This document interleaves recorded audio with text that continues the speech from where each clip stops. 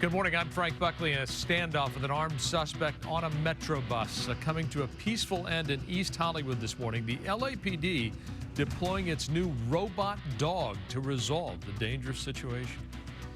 I'm Eric Spillman. Democrats did well in the off-year elections yesterday. How they managed to win when President Biden's poll numbers are down.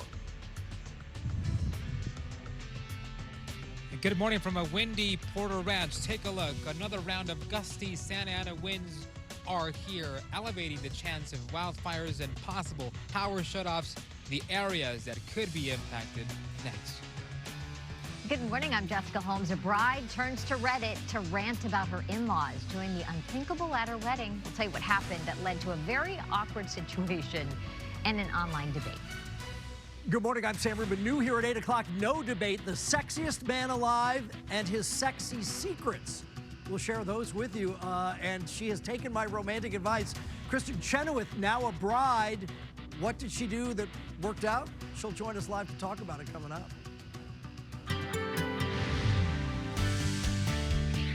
And as Carlos was telling us, a very windy day up in Porter Ranch, but you can see the trees are very still here on our Long Beach shot.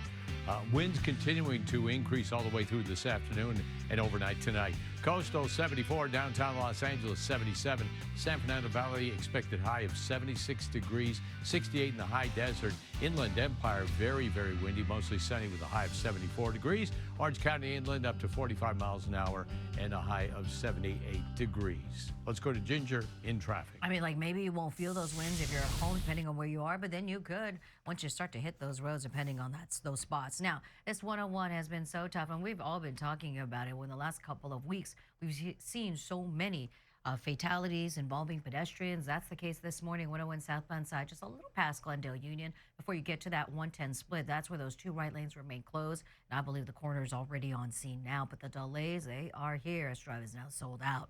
57 south, right at about. So that 71 split, you know, maybe there was a crash from earlier. And so because of that, the lanes are being stopped so they can prep for some kind of spill that took place earlier. So that's a situation where some of those lanes now is being shut down as we speak, and hopefully they'll lift them in a little bit, and it's just the prep. Then maybe the cleanup will take place later on. All depends. They could wait until the morning commute kind of ends and dies down, and then it's a little less crowded, and they'll do the cleanup, and then you should be good. We'll watch that for everybody. I'll send it over to you guys. The LAPD has taken a man into custody after an hours-long standoff in East Hollywood. Metro says the man fell asleep on a bus with a gun under his seat, causing other passengers to panic. KTLA's Alina Bovian live in East Hollywood with the new details for us. Alina, good morning.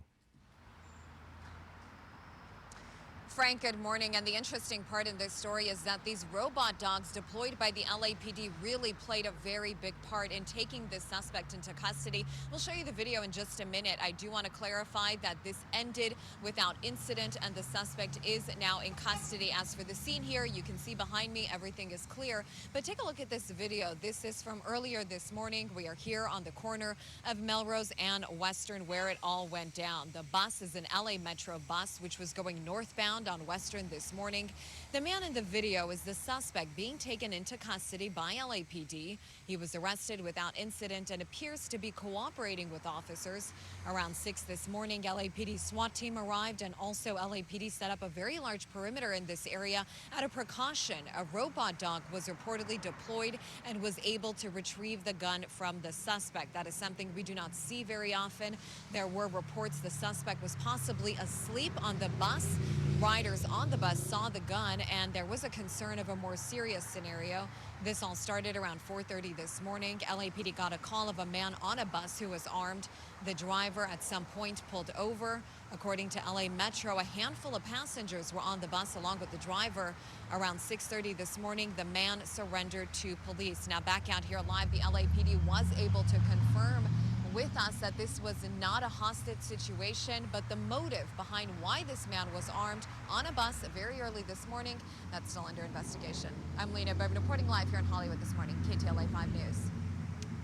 Alina, thank you. Victims of a driver linked to a series of road rage incidents are expressing their outrage over his prison sentence. You may remember this video of one of those incidents. Nathaniel Radamak was seen attacking another driver with a large pipe along the 2 freeway. This was back in January. He pleaded guilty to several felony counts and was sentenced to 5 years in prison as part of a plea deal. At a news conference yesterday, the victims say the LA County District Attorney's Office never informed them of that deal. They argue they should have been offered an opportunity to give victim impact statements during sentencing. Victims are supposed to have an opportunity to make an impact statement and have our voices heard in court before a plea deal is made. The district attorney's office never informed or notified me of the status of this case. I was never notified of my rights under Marcy's law. The DA's office disputes their claims, telling KTLA they were in contact with the victims and shared terms of the plea deal. Mask requirements for healthcare workers are back in effect in many counties in the Bay Area. Health officials say they're expecting an increase in cases of coronavirus as we approach the end of the year. The mask requirements are not in place here in LA County.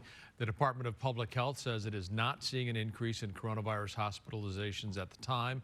The county would need to see 20 or more new coronavirus-related hospital admissions each week for every 100,000 residents. It's currently at about 4 cases per week. LA County ended mask requirements for employees in patient care settings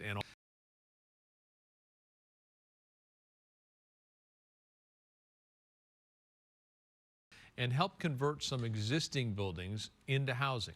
Mayor Bass has said her top priority is to reduce homelessness and to keep people from becoming homeless. Her office says this directive builds on that promise. According to the 2023 homeless count, more than 46,000 people are experiencing homelessness in the city of Los Angeles. That's up 10% from the previous year.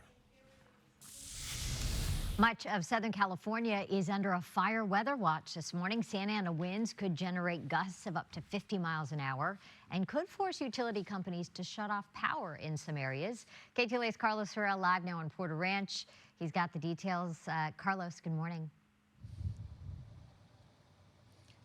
Pretty windy out here, Jessica. Good morning. You know, a lot of people here, they're used to it. They say, ugh, we're at it again, another Santa Ana wind event. Well, yeah, they're definitely used to it, but it does not mean that they don't take these threats pretty seriously. This is what we're dealing with here this morning. Pretty strong winds this morning. This time around, they say they got to be very prepared because they know these winds are going to be much more aggressive and much more widespread today.